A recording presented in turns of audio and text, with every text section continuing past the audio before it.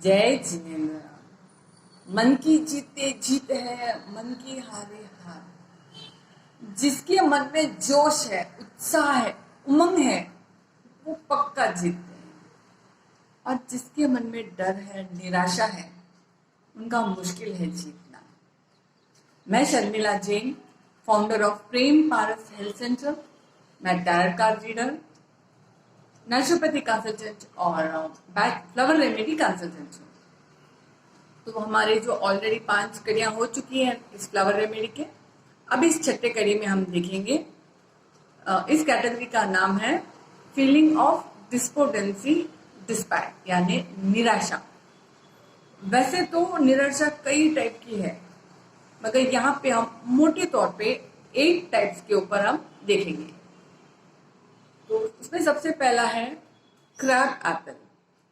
इसको cleaning remedy भी बोलते हैं, क्योंकि ये उन लोगों के लिए है जिनको ज्यादा हमेशा गंदगी महसूस होती रहती है उनके शरीर पे, या उनको ऐसे लगता रहता है कि हमेशा मैं गंदा हूँ।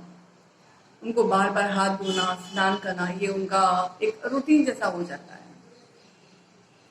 अगर उनको एक घाव भी हो जाए तो उसको ठीक करने के लिए कुछ भी करेंगे। डॉक्टर को तो यहाँ तक भी कह देंगे कि तुम चाहो तो मेरा हाथ काट दो, मगर ये मेरा हट जाना चाहिए। वैसे लोगों के लिए अगर क्रैब एप्पल रेमेडी दी जाए तो वो इस पेन को या उस गंदगी को आराम से उसको एडजस्ट कर पाते हैं।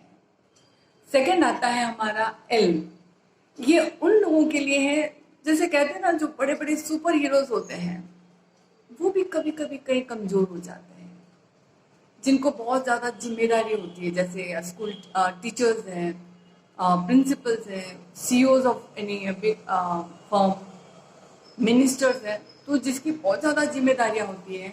कभी कभी वो भी ऐसे वीक मोमेंट उनका आ जाता है कि जब उनको लगता है कि ये काम मैं कैसे करूँगा, ये तो इतना ज़्यादा है, कैसे। वैसे में ये दवा उन लोगों के लिए जो ऑलरेडी टैलेंटेड है, तो उनको ये दवा एकदम परफेक्ट लगता है। मतलब वापस वो अपनी स्पीड में काम करना शुरू कर सकते हैं। तीसरा है लार्ज। लार्ज यानी ये उन लोगों के लिए है जो दूसरों को आगे बढ़ता देखकर, दूसरों को कोई काम करता देखकर खुश होते हैं, जबकि उनमें भी उतनी ही कैपेसिटी होती है, बट उनमें कॉन्फिडेंस नहीं होने से वो काम वो नहीं करते। मगर वो दूसरों से जलते बिल्कुल नहीं है। द बेस्ट पार्ट इज वो कभी नहीं चलते हैं, बट वो खुद आगे होकर नहीं करते। अगर ये दवा दी जाए तो उनको वो करना शुरू कर देंगे उन सब कामों को जो उनका टैलेंट है उसका वो यूटिलाइज कर सकते हैं। उसके बाद आता है पाइन, यानी ये उन लोगों के लिए जो बहुत गिल्टी फील करते हैं, हमेशा यार वो दुखी होते रहते हैं, हमेशा गिल्टी फील, बस उनको हमेशा यही रहता है। अब अगर कोई कुछ गलती भी करता है तो वो बोलेंगे हाँ मेरी वजह से है, मुझे ही देखना था। अपनी गलती को तो बोलेंगे, वो दूसरों के लिए भी बोलेंगे। अगर वो कभी सक्सेसफुल भी हो जाते हैं तो भी उनको यही रहेगा कि नहीं मैं और अच्छा कर सकता था। मतलब वो कभी खुश नहीं हो पाते हैं अपने आप से, हमेशा बहाना ढूंढेंगे वो दुखी होने का, अपने आप को ब्लेम करने का। तो अगर ऐसे लोगों को दवा दी जाती है तो वो ब्लेम करना बंद कर देंगे और जो सक्सेस मिलता है उसको एंजॉय करेंगे और गलती को सुधार के आगे बढ़ जाएंगे। अब नेक्स्ट आता है अपना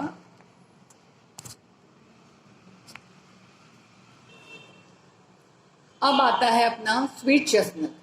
स्वीट चेस्टनट में ये वो होता है कि कई बार अपने अंदर रहता है कि अब तो हद हो गई, मैं नहीं बर्दाश्त कर सकता। ऐसे जब वो एक एक्सट्रीम आ जाता है, अपनी सहन शक्ति का एक लेवल हो जाता है, वैसे वो फीलिंग में वो बहुत ज़्यादा परेशान हो जाते हैं। ऐसे में अगर उनको ये दवा दी जाए स्वीट चेस्टनट, तो उनके अंदर नया जोश, नई उमंग आती है, ताकि वो जो उस फील्ड में जहाँ पे वो सफ़र कर रहे थे उससे वो बाहर आ सकते हैं अपनी सोच से। उसके बाद आता है स्टार ऑफ बेथलम।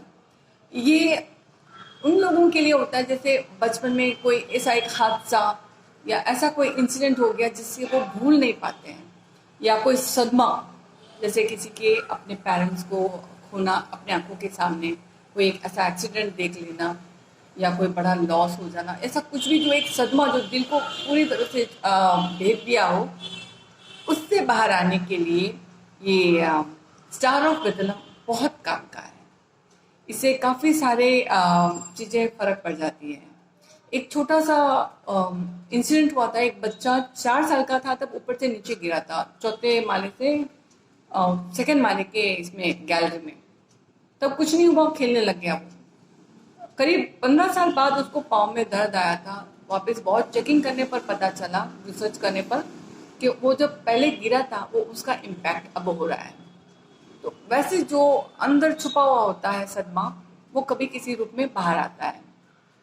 ये दवा देने से बहुत सारे जो भी अगर है अंदर आपके, तो वो सब it will all come out और वो क्लियर हो जाएंगे।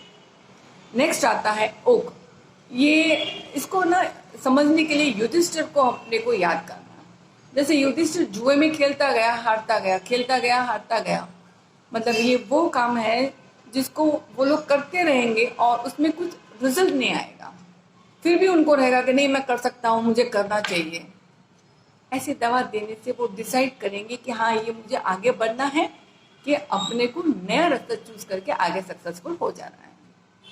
नेक्स्ट आता है विलो। आप कई बार सुनने में आता है कि घर में कोई मुझे पसंद नहीं करता है, बस सब मेरे से ही ऐसे करते हैं, सब मेरे साथ बहुत बैड बिहेव करते हैं, मैं उसका बदला लूँगा। ऐसे जो भी उनके जो भाव होते हैं, वो एक रिसेंटमेंट बोलते हैं जिसको, या वो दूसरों को दोष देगा, ये तेरी वजह से मेरा ये काम बिगड़ा, तेरी वजह से, उसने ऐसा किया था इसलिए ये हो गया, इसने ऐसा नहीं देखा इसलिए ये हो गया। अगर उन लोगों को ये विलो दे दी जाए तो वो घर ही नहीं, पूरे अपने वर्किंग प्लेस में भी बहुत अच्छे से एक दूसरे के साथ एडजस्ट कर पाते हैं और बड़े आराम से हैप्पीली वो जीते हैं। तो ये सब दवा है और मतलब हर रेमेडी का आपने बेनिफिट देखा। तो अगर आप में से कोई भी इन अभी तक जो हमने 6 देखा है कैटेगरी, कोई भी अगर आपको लगता है कि आप इसमें सफ़र कर रहे हो, प्लीज़ सफ़र करना बंद कीजिए।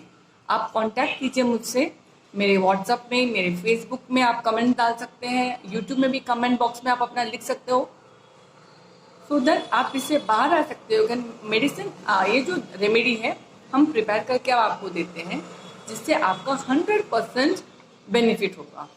साइड इफेक्ट 100% साइड इफेक्ट नहीं है, कोई भी ले सकता है। होप यू अंडरस्टैंड, और आशा यही करते हैं कि आप स्वस्थ रहो, खुश रहो। Take care of yourself. Thank you so much for watching my video. Thank you so much.